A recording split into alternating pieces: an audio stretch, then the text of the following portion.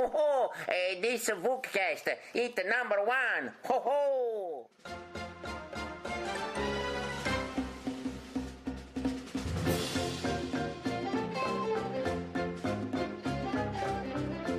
Hello everybody, it's the Vookcast, it's episode number 143. My name's Stephen, I'm the usual one. That guy's name is Troy. Hello Troy, how are you? Hashtag lovely boy. Lovely Troy, lovely boy. And back from, I don't know, working while we were doing midday podcasts is Daniel. Hello. Recovering from having a tooth ripped out of his head. Hi. Yeah, this podcast is just going to be like an ongoing saga of your unfortunate tooth issues. Oh, we have an interesting few months ahead of us, people. The Switch is coming out. There's been, 3 Vookcasts in the span of a week? Oh. So it's going to become like a little bit of a narrative behind it all. You know, like with the amount of there's a direct this week, and I wouldn't be surprised if they start doing weekly directs in the lead up to the launch. Oh my word! We could easily do like a weekly podcast. I mean, at this point. Looking at my audio editing software so much this last week that I'm starting to see sound waves everywhere I look. It's not healthy. But anyway, so we're back again. I hope you didn't miss us from like 3 days ago. Well, I wasn't here. They may have missed my yes dulcet tones. I don't know what it is. So what we're going to do, annoying prattling, because we were lucky enough to have one of us go and actually play the dang Switch. Dang you, Troy. I'm very jealous of your switching. I wonder who it was out of us 3. To be fair, Stephen and I could have gone. We just needed to have paid for flights to Melbourne or wherever. I'm poor and you're unwell. So we left it to Troy. No, I'm trying to save up. I'm trying to save up for a stupid trip to Japan this year as well. I have to save up for a Switch. That price. Yeah, well, I spent a bunch of money going down to play it that I can't afford one now. I really want to talk about that price, but we'll get to it. It'll be relevant at some point. Yes, I'm sure. But yeah, so what we're going to do, since Troy has played it a little bit, we opened it up to the community to send us in questions, because we have some first-hand accounts, and Troy can tell us all about what the Switch was like, and there are a couple of questions that are a little bit more general discussion-y, and we'll chuck those on at the end. So yeah, that's how this episode's going to be structured. So I guess we'll jump right into some questions that were firstly gathered from the Discord. First from user Dunnymeister.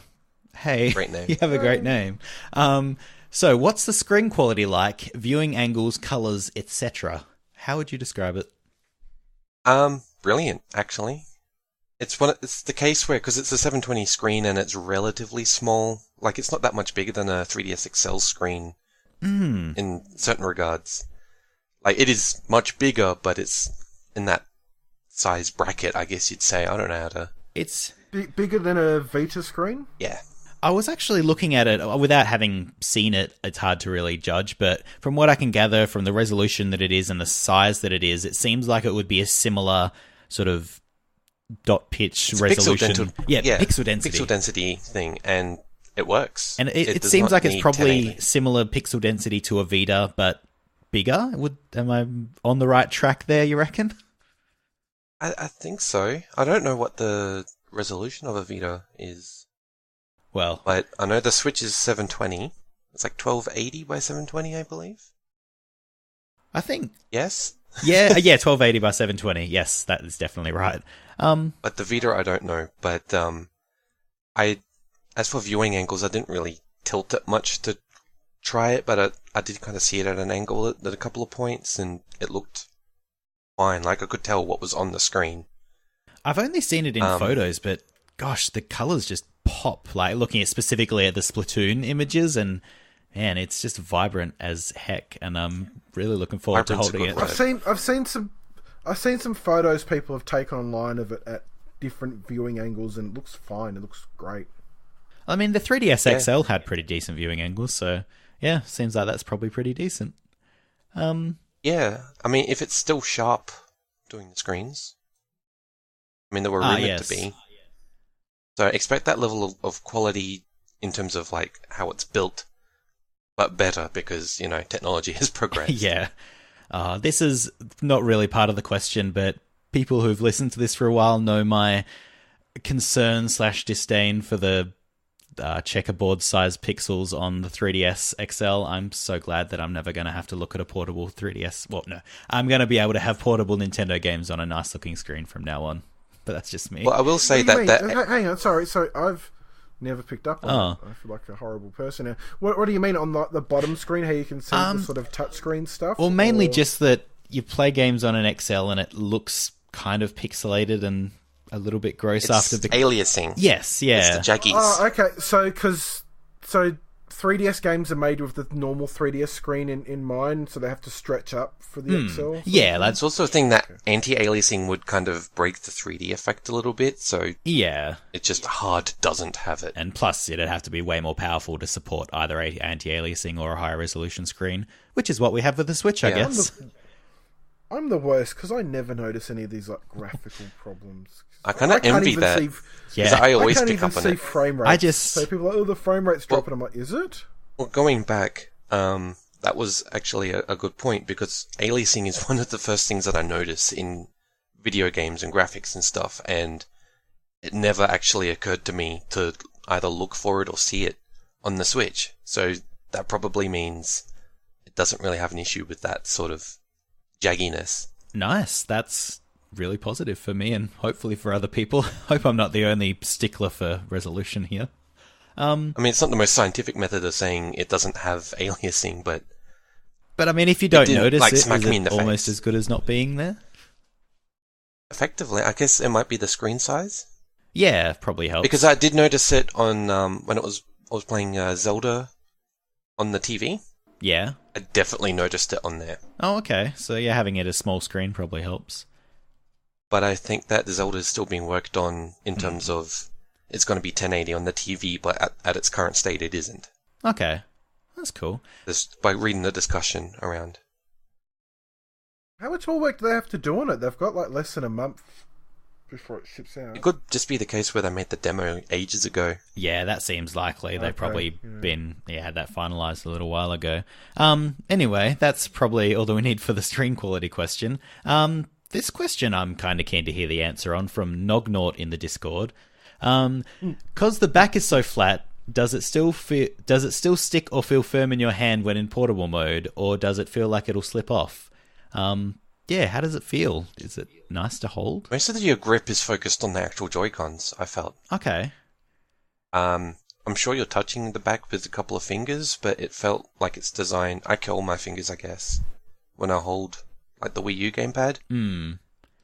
But the Joy-Cons definitely have like the molded ergonomic grip style to them, and I felt like most of my grip was focused on that. That's neat, because I think the only point of comparison that I have is like an iPad mini that I own, and like that I feel like I couldn't hold for extended periods of time because A, there's not really anywhere to grip it for a sort of gameplay style hold, and even if with its current sort of texture it can get slippery, I guess, if you're moving around your fingers or moving around your hands while using it, and I guess it sounds like this actually has grip to stop that, which is cool. It's got kind of like a matte finish texture to it as well, so it doesn't really feel slippery or anything. Okay. Would you compare holding it to like a larger Vita? No, I'd compare holding it to a thinner Wii U gamepad. Ooh. Well, I mean, because the Wii U gamepad sort of, it's contoured on the back. Yeah, and the Joy-Cons kind of are as well. Oh, okay. I thought the Joy-Cons were sort of just like little flat at the bottom, yeah, but at the top, it's kind of molded out for your fingers for the triggers, and I think that kind of just molds the way that your the rest of your hand holds it. Okay. Cool. But yeah, definitely I felt that the Vita was uncomfortable to hold personally.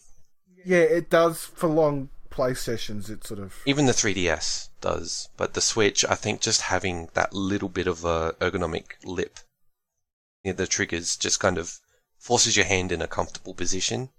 I think as well, once again, without having touched it, I can't confirm, but just having a larger size, I can imagine it's easier to get your hands around it and feel secure in holding it, whereas with the Vita, I'm kind of craning my hands around it, and it's probably even worse with the 3DS. I don't know, have to put my hand in an awkward position, but this sort of looks a bit more natural in the size.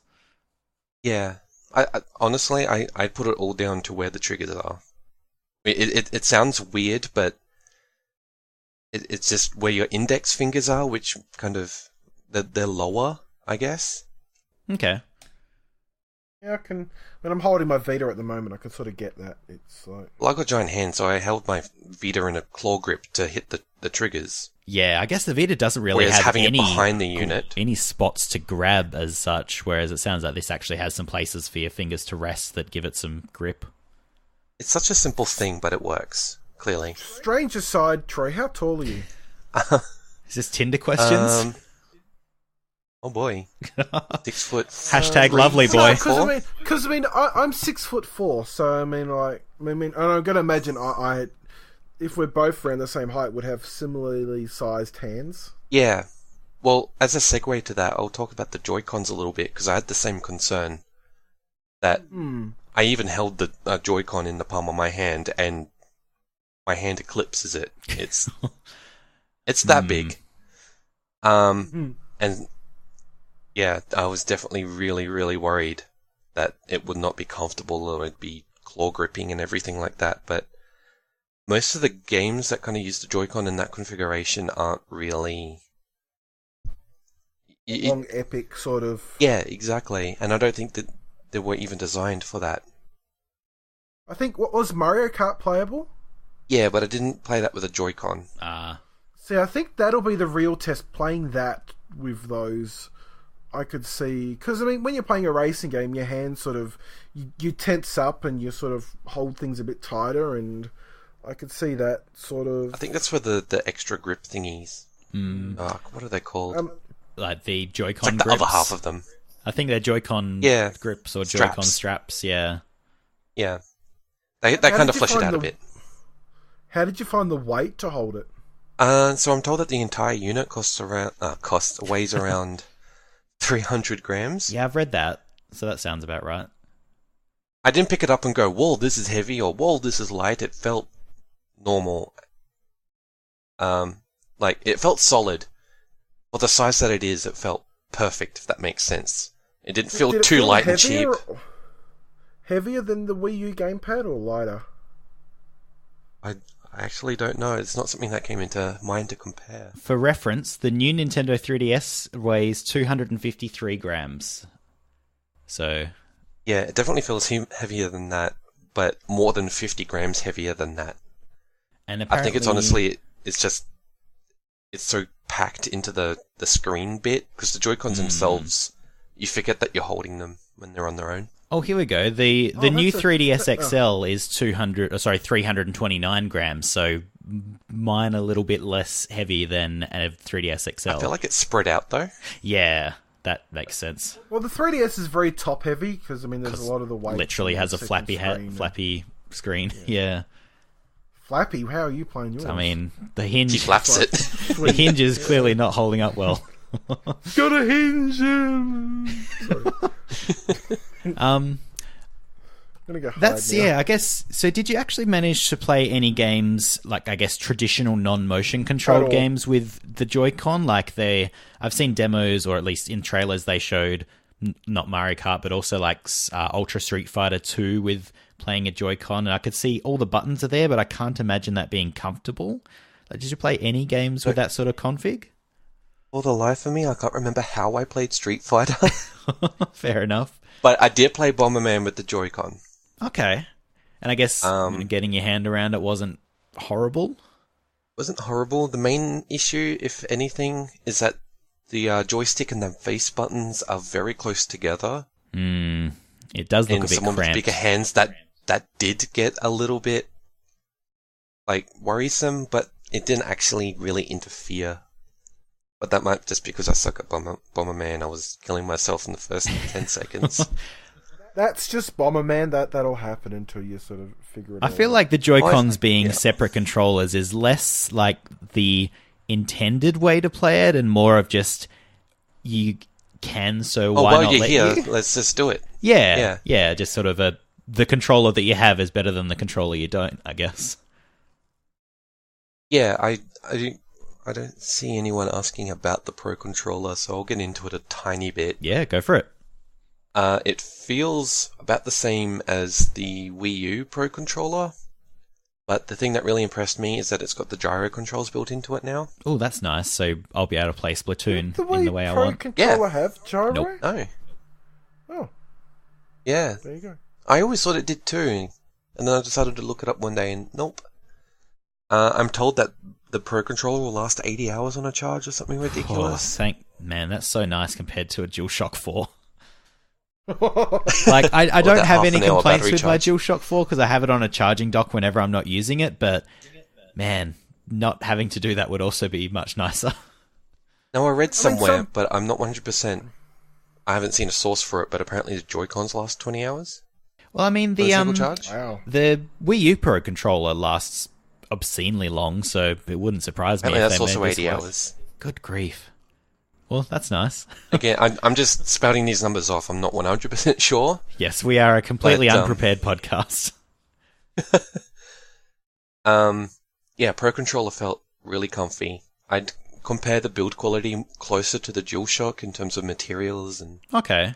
overall feel of it. I'm kind of happy that it doesn't look glossy, like that it won't sort of attract fingerprints and micro scratches and kind of look crummy if you don't take real good care of it. Well, Nintendo were talking don't know about taking why. DNA from all the different consoles, and the Pro Controller takes the transparent plastic. Heck yeah, that's so good. I mean, I don't know why anyone like thinks doing a glossy finish is a good idea, because Sony did it with the first version of the Vita, and well, I love my new 3DS faceplates, but like, I'd love to use the Xenoblade one, but it's glossy, and it's like, no, it's just all the fingerprints. Especially So black. I feel like use white gets a pass, but black is just don't. Oh no, this Xenoblade one's horrible because it's this red gloss. Ooh. And it just like looks, it's no. The only glossy one I would use is the Smash Brothers one because that's white. Well, while we're on the controller, and I guess this probably applies for both the Pro Controller and the Joy-Cons, we have a question from Twitter, Levanide, or at Adil. In my head, I read it as Elvenede or something. Okay. Can I Not vote sure. that whenever we're getting people to read out usernames, it's always Stephen from now on? Okay. I'll be the official name reader in chief. Levanide at This one's Adil. Flam Condor. Flam. I will include Flam links to Condor. all of the people who put through Twitter questions in the show notes, so you can, Yay. if you want to find them on Twitter and can't understand how I say them, you'll be able to.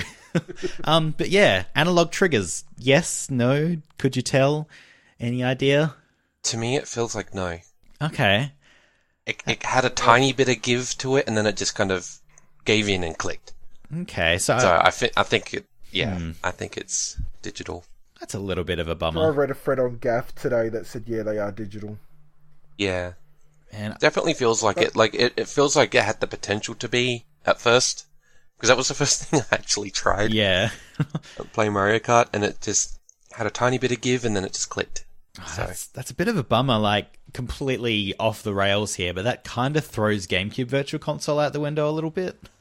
unless they do GameCube variant Joy-Cons or something, but the amount of tech that are built into those things. No.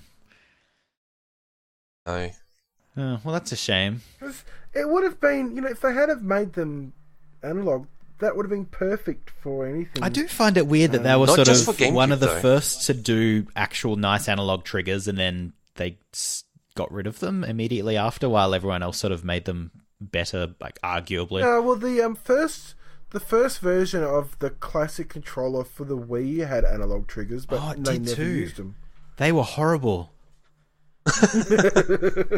Like, only because of the grip of that thing, it just felt weird to use them. But yeah, I completely love forgot most that. with the first version of the classic controller. It has like this sort of weird button that looks like they wanted to make a clip for it or something to hold into. Oh yeah, and then there were those like And it did mock-ups nothing. on IGN or wherever where you could like hook the Wii remote to the back of the classic controller, but that was all just a mock-up and lies. Well, I guess this is also on the Joy-Cons. We got a question from Aussie Offsider at Aussie Offsider. He simply says, "Does Gee, it?" I wonder who that is. Does it click? And I'm going to assume he means the click of putting the Joy-Con back into the system or into the Joy-Con grip. So, does it click? Yes. Cool.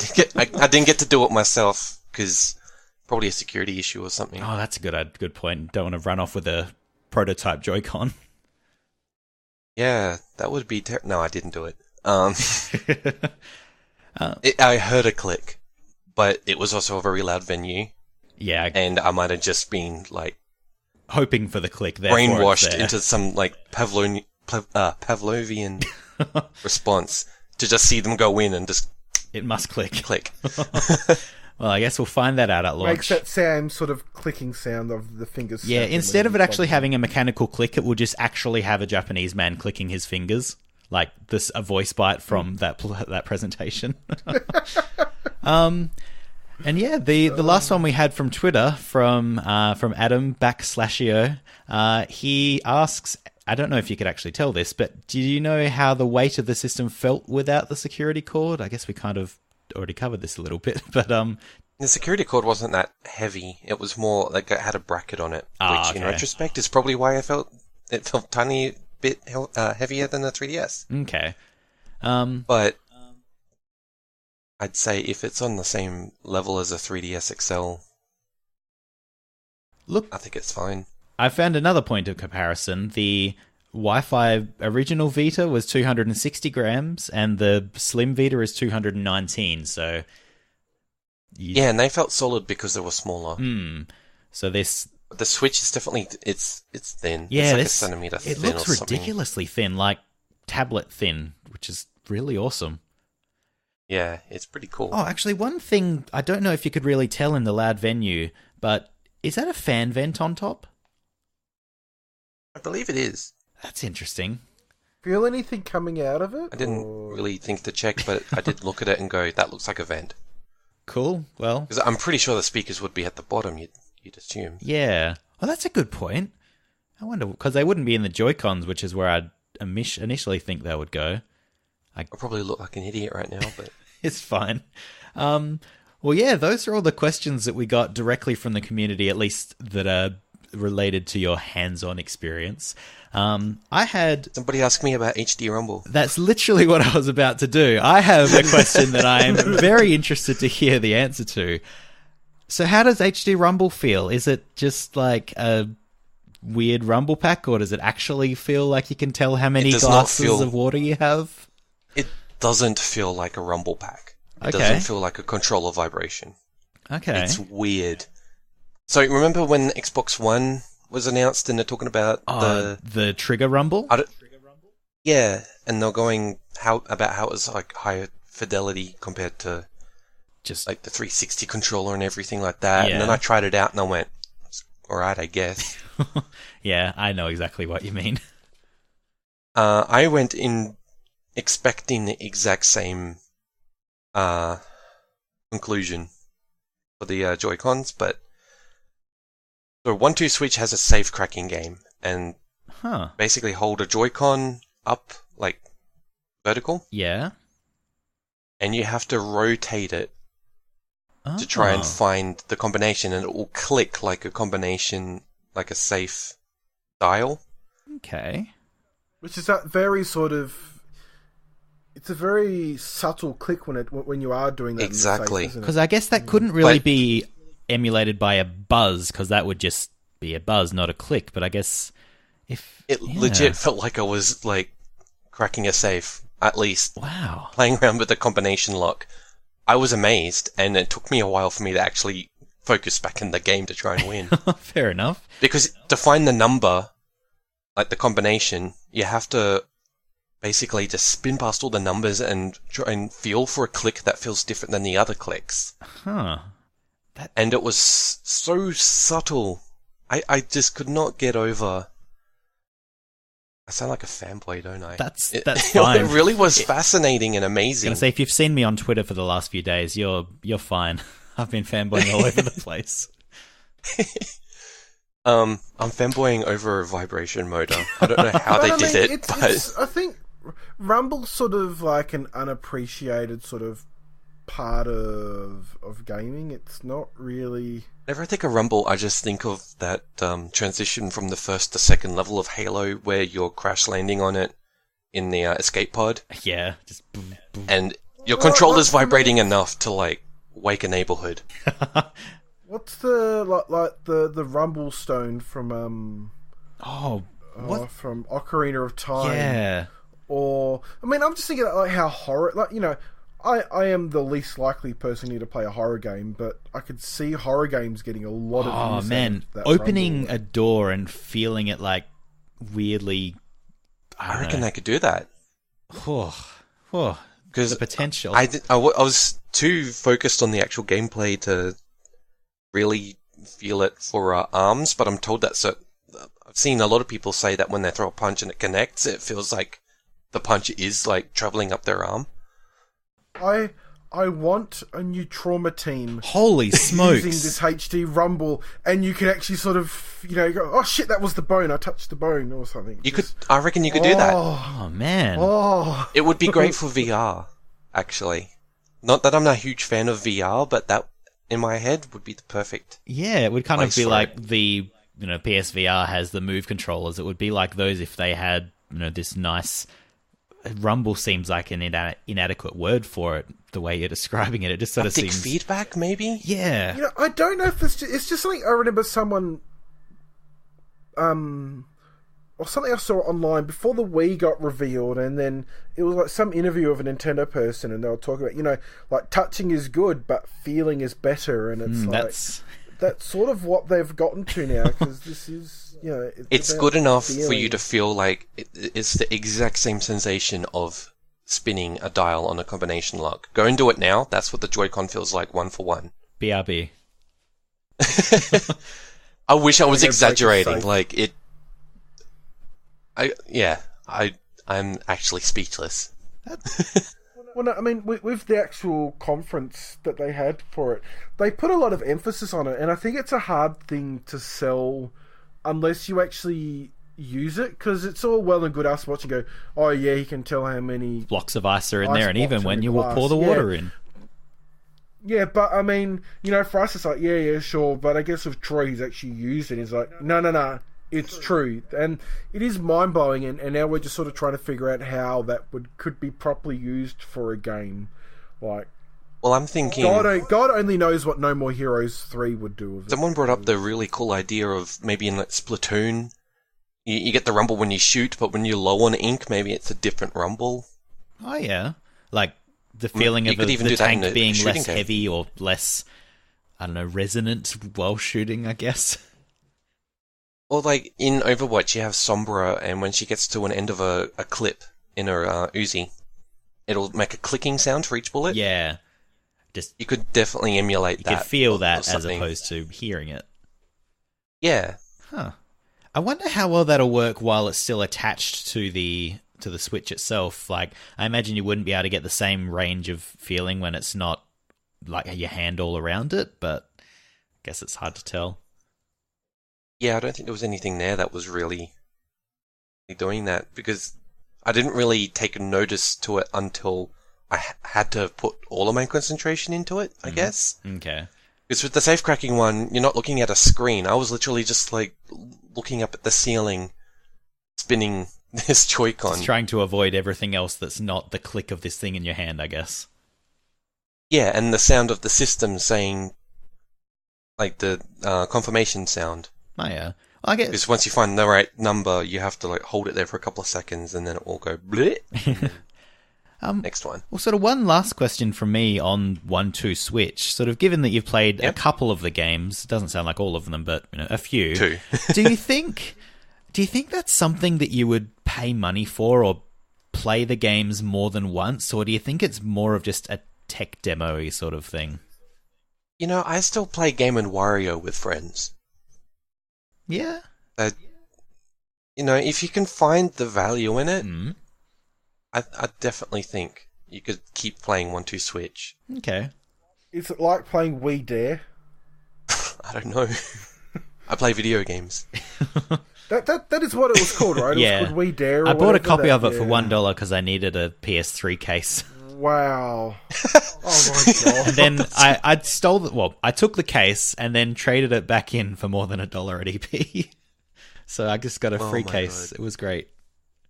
Anyway, that's beside the topic. I think 1-2. It's the game that you pull out to go, hey, look at this new console I got. Yeah. I mean, I think that's sort of been... This is probably getting a bit sidetracked, but that's been the focal point for a lot of the anger, or... I don't think anger is too strong of a word, but a lot of the negative attention towards the Switch has been because of 1-2 Switch, and it's a game that a lot of people think is it's a throwback to the Wii era, whereas I think a lot of people wanted Nintendo to be a bit more hardcore gamer focused and serious. Honestly, I think this is... If you treat it like a WarioWare game. Yeah, that's the vibe that I it's- got from the video, and I was hoping that that's kind of how it plays. Yeah, it I really love is. It's got watching the those- same humor and charm to it, just not without the Wario graphics and everything. Okay. I love watching those videos of the people just like pissing themselves laughing playing it. Milking like a cow. The one where it's and it's like just the girl is just looks like she's having the time of her life, and I'm like, I want to be on whatever she's on right now to be having that much fun. 1-2 Switch is what she's on. Maybe you should just become a farmer and milk cows for a living. I think it's a game that you have to play with friends as well, because it really... They were putting the emphasis on looking at your opponent rather than the game itself. Yeah, I did see that a lot. So, There's no single player stuff, is there? Apparently, I'm not sure. We only saw like the two-player versus stuff, but I played the Samurai one with Theo from the Vooks team. Mm. And basically one person, it gets chosen at random, one person has the sword above their head and the other person has to clap. So the person brings the sword down and the other person has to catch it when they clap. And you have to kind of read your opponent to make sure that, you know, they're not going to catch your sword, or Okay. you have to try and catch it. It was a lot of fun because we're just like staring at each other, like trying to bluff and... Yeah, that did look kind of fun. 'Cause, yeah, that's one of the few bits I saw on the stream. And by the way, if you want to see Troy play 1-2 Switch, I think it's all archived on the Vooks Facebook page, so give that a look. Is. That was my idea. I don't know why. good idea. I kind of wish that they were doing more of a Nintendo Land sort of. I think they want to avoid that. I get the vibe that the Switch is kind of meant to be a... Nintendo Land was so good though. It Oh, was like yeah, the best sort of tech demo thing ever. I'm talking more about the branding. Yeah. They're not trying to brand it as a Nintendo experience. They're trying to brand it as an experience. Yeah. I think Nintendo's biggest weapon is that they are Nintendo, and they have this like years of nostalgia that they can rely on. And I think to sort of, I think they're trying to do something outside of that, though. but that's getting back to the Wii sort of era. Their I most guess. successful That era was in a the modern completely- generation. Yeah, I know, I agree, but that was capturing a very sort of flash in the pan sort of. That was going for the audience. non-gamer market, which I think is a very different thing to what the Switch is trying to do. They're trying to go for the gamer market rather than the Nintendo gamer market. Well, I guess... So I think it is a WarioWare game for all intents and purposes. It is, That's good. other than the name. That's how I see it. It's Cool. if you can get the value out of a WarioWare game, you can definitely get the value out of 1-2 Switch. Well, I think that will be... Yeah, we'll sort of cap off the direct questions about the experience from there. We do have some other questions, though, from the Discord from a couple of people that were more sort of general discussions. So these are more things that everyone can jump in and have a chat about, I guess. So our first one is from Ariel Fox. What are the likely chances that we get any sort of Wii U Virtual Console, given the talk of the last day regarding the Virtual Console? Obviously, we don't really have much information to go on, so this is going to be rampant speculation. I think the only thing that's been mentioned was an interview that Reggie did with Chris Kohler of Wired, I believe is probably what they're referring to. And yeah, basically they said... he asked about, is Virtual Console going to be a thing? Do we have to buy our games a third time? What's going to happen with it? And they basically said there's a whole lot of weeks between now and when the game comes out. Keep an eye out. Implying that there's something to say about Virtual Console between now and launch. Any idea what that might be? I actually think, Nintendo sort of needs to be announcing stuff weekly for this. Yeah. Like what we've got like 6 weeks ish till it comes out, and there's still a lot we don't know. And I know it's a bit getting sidetracked from the question, but I think having like weekly announcements and weekly mini directs to just sort of keep the hype going is good. Are we talking Virtual Console for Wii U games? Yeah, they mentioned 3D World as an example, so yeah. But you don't think so? There's no way to do 2 screens. Even 3D World, you need the touchscreen for some of those. For like a few levels, you need the touchscreen. Yeah, that's not the issue. It's that just so many games require 2 screens. Yeah, and you don't have 2 screens anymore. Like it looks like you do, but if that Switch is in your hands, it means it's not on the TV, and vice versa. I can see ports of Wii U games, but not a Virtual Console like service. It's just not. Don't sell your Wii U. EB has a really nice trade-in for it, but if you're like me, don't get rid of it. Look, the Wii U's still a good system to have around. You got backwards compatibility to the Wii and the Wii Virtual Console and WiiWare and all of this stuff. There's still a lot of really good games you can play on there. The Switch is a full, brand new start. Yeah. So. It's a reboot in a way, yeah. I do hope that we get sort of more discussion on what the Virtual Console will be. I sincerely hope that if not, I'm not really expecting them to say, hey, your old catalogue, you can get the old Switch versions for free if you had it on previous consoles, but I would like there either to be, I guess, a transfer service like the Wii to Wii U would be nice, but I don't really expect it, but at least the same sort of much discounted price would be nice, I guess. I don't know. If it were a license transfer issue, I could see them just charging like a cover charge, just say $20, and then you get all of your Virtual Console games that you already own. That would be nice. Just to cover any licensing fees. That was in the question Kohler asked. He said, "There's people who've spent thousands of dollars on their on previous on Virtual their Consoles console library over the years. So, what are you going to do for those people?" And I think Reggie's like, "Oh, well, we know we have passionate fans, and we'll answer this more in the future." And it's like, hopefully we get an answer. Well, it seems like we will get an answer before launch, so looks like NES and SNES at least. Yes. Well, we're getting Neo Geo as well. Ooh, was that? Is that a definite? Yeah, SNK. I don't know if it's Virtual Console or if it's just Neo Geo games are coming to download, but they announced a few. Like, I think Metal Slug 3, King of Fighters 98, World Heroes Perfect, I think it was, and there was 2 other games that I can't remember at the That's moment. kind of good. Like, I was, as you know, to do with the question, I think our consensus is no, there's not going to be Wii U Virtual Console or Wii U games on Virtual Console, but I would really be happy, and it sounds like they might be leaning in this direction if they sort of focus on Virtual Console the same as they did on the Wii and have it more than just like your tentpole Nintendo franchises and a couple of other ones. Like the Wii had, they had Commodore 64 games for crying out loud, Mega Drive, arcade games, Neo Geo, Turbo Graphics. Like they had everything they seemingly could on this system. Well, I guess on this service, and then it kind of on the Wii U, it's basically just been Nintendo games and a couple of other ones. Well, Virtual Console was such an afterthought on the Wii U anyway, because it wasn't at launch. Oh, it wasn't and either. It took like Iwata to go, we're going to roll it out now.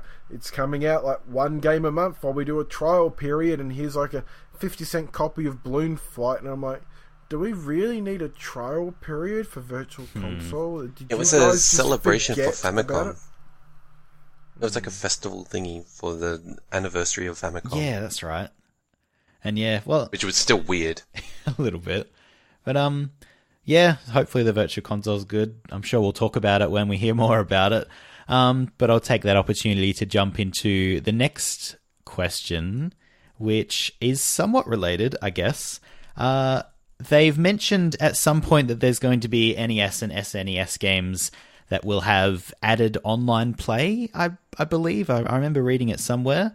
It's on the actual Nintendo site. Oh, okay. Well, there you go. I'd look it up for somebody Oh, hang today. on. So they're actually going to do or possibly virtual console with online. Seems that way, yeah. Like, I remember how they added online to, I think it was Street Fighter Alpha 2 on the Mega Drive? No. It was just Street Fighter 2 Championship There was a specific Street Fighter on Mega Drive, whichever one it was. But yeah, they added Championship Edition. They added online play to it, like to the original version somehow, and I was just so amazed they did it. And I guess maybe they'll do that for more games now. Well, it looks like it's tied into the subscription service. Yes. It's going to be Mario Brothers and Ice Climbers. I think... And Urban Champion are going to have online. Well, I want to point out that the wording of the statement says any... let me see if I can find the link. But it's worded in such a way that it sounds like only the SNES ones might get it. Oh, okay. But, yeah, subscribers will get to download and play a Nintendo Entertainment System, NES, or Super Nintendo Entertainment System, Super NES, game. And then it says in brackets with newly added online play. Okay. For free for a month. So that means that it's like PlayStation Plus and stuff, you get your free game, but you only get it for that month. Yeah, I think they clarified that a bit further, and you lose it at the end of the month, which... But it's the with newly added online play right after Super Nintendo. But I don't know if it's... Obviously, we can assume Mario Kart's happening. Yeah. I'd say Mario Kart. I don't know if fighting games would be, because... that'd be a lot of effort. That's the only one that they really added online play to in the past was a fighting game, so maybe that could be done. Yeah, but you'd imagine Capcom would be like, oh, well, we don't want you getting your online fighting fix with Super Street Fighter. You want to get like Ultra Super Street Fighter 2 or whatever the hell it's called. Yeah, potentially. That was pretty good.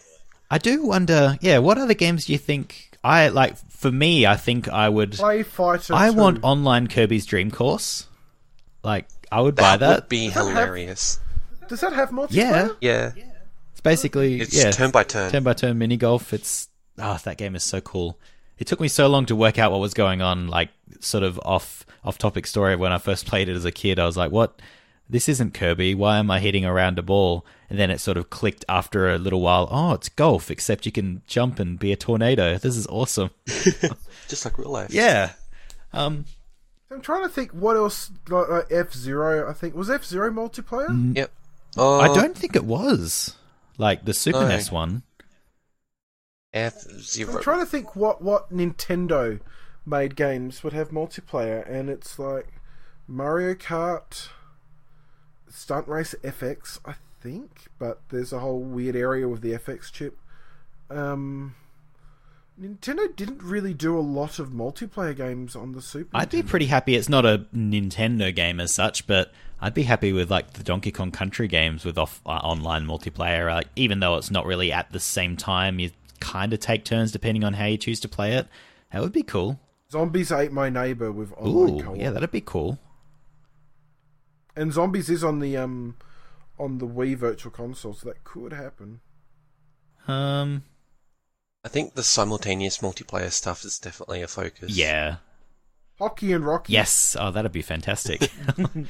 So yeah, I guess that's what we think of NES/NES games getting online play. We want them. It would be fun. Yeah, and sort of the last question that we got from the Discord was from Gabe. The heavy one. Yes, a bit of a heavy one, but maybe it's a good heavy one to finish up on. Do you see the Switch becoming another Wii U story with a poor launch lineup outside of Zelda, leading to poor sales until more games come out and it's just playing catch up? There's a lot to that question, and most of it's not terribly positive, but it's a fair question given that the launch lineup has been another sort of lightning rod for negativity around this thing. People are thinking, I saw a lot that why would I bother buying this $469 console to play Zelda when I can just play it on my Wii U? I think people just focus on launch day. Yes. When a lot of these console manufacturers have the mentality of launch window. So games like Mario Kart 8 Deluxe, for people who didn't buy a Wii U, like the people that they're probably trying to market to here, that's still in the launch window. I mean, they seem to have, it's got Mario Kart, Splatoon. Splatoon is winter for Australia. Yeah. So that's anywhere from June to August. So they seem to have planned out the launch window a bit better. Yeah. But look, this is part of the reason why I'm sort of upset with what was shown or what wasn't shown at the conference, because Nintendo basically got a free pass from a lot of people for last year. The Wii U got Pokken, Star Fox, and Mario, Paper Mario. And that was basically it from Nintendo for the Wii U. So, and everyone's like, oh, they're having a year off, basically, so they can get ready for the Switch. And then the Switch comes out, and we were all expecting there to be like a ton of content to sort of flesh out that first year. But then it's like, there's Xenoblade 2, there's Mario, there's Zelda, there's Splatoon 2, which they've put 2 in it, but it still feels like a port of Splatoon with some extra features.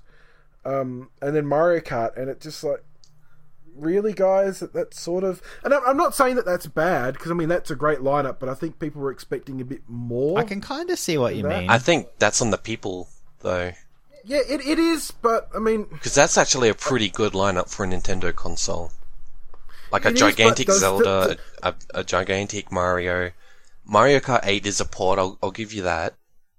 New Splatoon. New IP. You got Xenoblade 2. We don't know when Fire Emblem Warriors is coming out, but we have that on the horizon. You know, it's a really good lineup, all things considered, but I think... I think people were just expecting a bit more. I think... but also, I'm hoping Nintendo has just been playing their cards really close to their chest, because we still don't know what Retro has been working on, or Monster Games, is it? Or... Next Level since Federation Force. Yeah. I think for me, I'm super excited for a Mario game, but it's really hard to not temper that excitement when I realize it's going to be an entire year away. It's like, oh, the system's coming out so soon, and the Mario game's like, most of a year away. I guess in realistic terms for me, that, having a Zelda game at launch, I probably couldn't play a Zelda game and Mario Odyssey at the same time just because they're two immense games. And Splatoon coming partway through the year, and Mario Kart, I'm going to just fall into that. Well, I've never stopped playing Mario Kart since it came out, so I'll just continue that, I guess. I can see where, the launch lineup, it's basically for tentpole games, it's Zelda on launch day. But I can see where people can be a bit bummed out by that, but... At the same time, not to compare it to the Wii U as a success story, but that had a 2D Mario game that people were kind of, it's great for a 2D Mario game. And it had Nintendo Land, which people liked, but it's not really a system seller. I feel like as far as launches go, this is probably better than the Wii U launch, if that says much. Considering people like to compare this to the PS4 and Xbox One, if you compare the launches for them, I think this is way better. I mean, as far as I'm concerned, outside of something like the Game Boy Advance, no systems really had a absolutely stellar launch lineup. Look at the DS as well. I prefer to forget about that. A port of Mario 64. In Australia, we got WarioWare Touch. A demo of Metroid Prime Hunters. Yeah. The 3DS launch was Pilot Wings, Steel Diver, and Nintendo. Street Fighter 4. And then... Yeah, it's Street Fighter 4 and Tom Clancy's Shadow Wars, but... Okay. And then it was basically nothing until Zelda. So I'm looking at the list of Xbox One launch titles. They're all third-party things other than Dead Rising 3, Crimson Dragon, Killer Instinct, and Rise. I think Forza was in there as well. Yeah, I guess if I'm comparing directly, PS4 had next to nothing at launch. Most people were playing... I can't remember what it was called, that PS Plus scrolling shooter that was really pretty, but I feel like having that as the game that most people were playing at launch kind of said a lot and made me feel a bit not horrible about getting it a few months afterwards. But as far as games that I'll actually play at launch, I think Zelda beats out the launches of any of the other consoles this generation. Oh yeah. But that said, it's been 5 years. Yeah. But that said, I can see where people are coming from with the, if this is all there is for the rest of the year, then maybe, if you're not a person who wants to play Splatoon and Mario Kart and Super Mario Odyssey, well, I guess Super Mario Odyssey, everyone wants to play that, but I can see it's not as wide-ranging or as traditional gamer-specific, I guess, but I guess it's also a Nintendo console. If Xenoblade does make this year, I think it'll be a pretty solid first year. And we still don't know, what's happening with Mario Maker, what's happening with Smash Brothers, what's happening with Pokken. I would assume that those are coming over fairly I did find it weird that they didn't even mention Smash Bros. Like, I thought that was a given, but I guess maybe if it is, it'll happen at a later stage. Next couple of weeks, I reckon. Yeah. And then there was nothing on that very heavily rumoured Rabbids RPG, which that's got to be happening. That there's so much. Oh, that Rabbids RPG. Smoke around that. And then there was nothing really on Amiibos, and I hope Nintendo's like, no, we need to do something with Amiibos now before they die. So just going back one, I think they probably didn't mention Pokken or Smash because they're trying to focus on their new IP ARMS. Oh, yeah, that's probably a good point. And you already got Street Fighter in there as well. And I get the feeling that Nintendo are really trying to give the third parties a fighting chance on this console. Yeah, I guess they don't want to just choke them out with Smash. That would pretty much choke out most fighting games at launch. For a Nintendo console, definitely. Yeah. And they also had, you think about, they had Mario Kart, and I know Splatoon 2, but it still looks very much like the original one, and to most people, they will see it as a port. So they didn't want to have so much focus on games that are just carryover from Wii U stuff. Yeah, that's a good point, because the last thing they want is to be told that they're just rehashing games from last generation like they have for a while. I mean, it's fair enough for them to do that, because there's so much good stuff on the Wii U that just no one played. Like, I would happily buy Donkey Kong Country Tropical Freeze Banana Splits Edition or whatever. Or even, even Mario 3D World, I would happily buy that again on the Switch, because it was such a good game. I don't know, I guess to sort of circle back to the original question, I think obviously none of us have a crystal ball and can't really tell, and all of us kind of really want this to be a success, so maybe that will colour our opinions, but I don't know, where Gabe mentions, waiting for games to come out and it playing catch up, I feel like it's different enough from the other consoles that it's not going to be a direct comparison. I'm going to play the games that I'm going to play on a PS4. I doubt I'm going to be playing Dark Souls on this thing. I mean, I wouldn't say no, by the way, but I feel like this is going to be more portable focused and a bit less, I don't know. It's a companion to something else. Yeah, as kind of Nintendo has Nintendo been for a long while. Yeah, they definitely are aware. I still don't think it's portable enough, like portable software focused enough for me. But I think a lot of that comes down to, it has Zelda Breath of the Wild, which is like the most AAA game I've ever seen. In that, the quality of it is so much bigger than everything else, and so when I look at what the output is for the Switch, I immediately think of Zelda Breath of the Wild. Whereas for a handheld, I'll think of, oh no, that's more Zelda: A Link Between Worlds, something a bit more personal, a bit more bite-sized. Whereas, well, Nintendo are very much saying that this is just a home console that can be portable. Yeah, exactly, and they're not deviating from that. That's sort of why I still have faith that maybe the DS line will continue down the road somehow, but I still think them having all their efforts focused on one system would be better for them in the long run.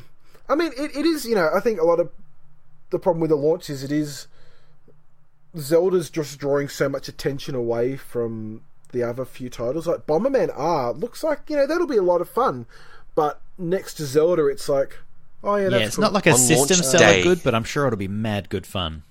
On launch day, I will concede that Zelda pretty much shadows everything. Yeah. But you have to look at it as a launch window thing. That if you've got Zelda, are you really going to be playing other games? I mean, for me, I think every Nintendo launch I've been day one at, which this is going back to the DS, I've always bought at least 3 titles. Like with the DS, I got Mario, WarioWare, and Asphalt Racing. I think on the DS, I basically played the Metroid demo for a good week. I just didn't buy any games with it because I was a poor high school child. With the Wii launch, I got Zelda, Call of Duty, and Monkey Ball, and I can't remember what I got for the 3DS or the Wii U. But yeah, it's always been like 3 or more titles. But with the Switch, it's like, yeah, I'm going to get Zelda. I'll probably get Bomberman. Yeah, I think that's for me as well. Like those two are the main ones, and the other 1-2 Switch. As fun as Troy makes it sound, I'm still hesitant to spend money on it. Oh, if come it's a on, full you and price title, I you would and be. Plasma would have a great time with that. It's true. If it's $70, then I'd be like Hesitant. not. Yeah. That's the other thing. I mean, I worry about the Switch, especially in Australia, because I think that price and the lack of compelling software outside of Zelda is really going to hurt people who might be casually interested in it. Hopefully those casual another people point to see Play consider- Zelda on the train and want to switch. I mean, also consider the eShop, which should be there day one. There should be some good titles in there as well for Nintendo fans. I always think like digital platforms are great and all, but they don't. I find it hard to use them as a selling point for the general day one public, software. for the Yeah. general public for sure, but for Nintendo fans that are already accustomed to looking to the eShop for the hidden goodies. Like just give me Dylan's Rolling Western for it on the eShop. Yeah, well, I agree with that. I love Oh that. really? Yeah, Aw, fellow Dylan fan. it's great. I haven't finished them because they get really hard, but I know. It's just I want to finish off the first one of these days. We should do a VCR on Dylan's Rolling Western. do it. Well, that's that question. And that brings us to the end of all of our community questions. So thank you everyone who submitted any question. It made for a fun episode and hopefully a fun one to listen to. It's already an hour long. Yeah, no, we're good Okay. at that. But yeah, We haven't even gotta- mentioned that Street Pass and Miiverse are gone. we will get onto Yeah, that they're next gone. time. Yeah. I suspect we'll probably be doing another episode, probably not in 2 weeks' time. Next Yeah, I think we'll be doing it more common or more regularly for the immediate future. We have a Fire Emblem Direct to Yeah. talk about. Yeah, a couple of days. A couple of things. So we everyone who went to the Switch event, we're all writing a impressions article that should hopefully be up by the time this gets edited, I guess. Yeah, Um, depends how quickly I Yes, get it also- edited. I'll race you. our friends at Oceanic Offensive got invited to the Sunday session of playing the Switch, so they played, I think, pretty much nothing but Splatoon 2. Awesome.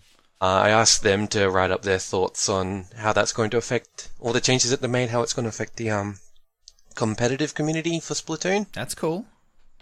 So look out for that. That's everything from me. Cool. Yeah, I guess this we've got a lot of switchy things on the site. We've got another 2 podcasts before this one. If you happen to be tuning into this as your first Vookcast, Before, yeah, during, and after. yeah, the 3 stages of Switch elation. Brief.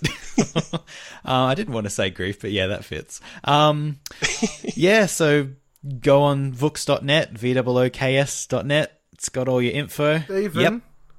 Stephen, can I pimp something? Pimp away, plug away. I wrote something for the website and it was good. Oh, you did? I did a Probably got Yeah, I buried know, under right? Switch a little bit, so Yeah. everyone have a squiz. Oh, it came out the day, like the night before. I did a look at what 2017 has in store for the 3DS, and I think I covered pretty much every sort of.